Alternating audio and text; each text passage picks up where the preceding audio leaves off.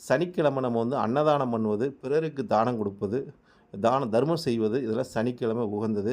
யாருக்காச்சும் கடன் குடுக்கணும்னா கூட அன்னைக்கு சம்பளம் குடுக்கணும்னா கூட சனிக்கிழமை அன்னைக்கு குடுத்தீங்கன்னா, குடுக்க குடுக்க உங்களுக்கு பணம் பெருகிக்கிட்டே இருக்கு நண்பர்களே. ஏன்னா, சனிக்கிழமை வந்து வளர்ச்சி பெறக்கூடிய ஒரு நாளு.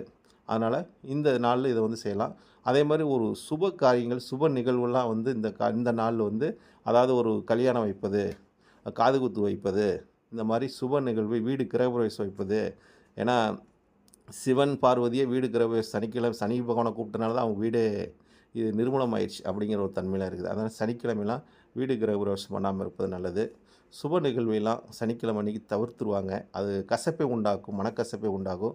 உறவினர் வந்து ஒரு விருந்துக்கு சனிக்கிழமையில அனுப்பிச்சீங்கன்னா கூட ஒரு கசப்பை கொண்டு குடுத்துரும். ஆனா சனிக்கிழமை நாள்ல வந்து பிறருக்கு குடுத்ததை நம்ம வாங்கக்கூடாது அப்படிங்கிற ஒரு தன்மை இருக்குது. சனிக்கிழமை நம்ம தானம் குடுப்பதும், தர்மம் செய்வது நம்மளோட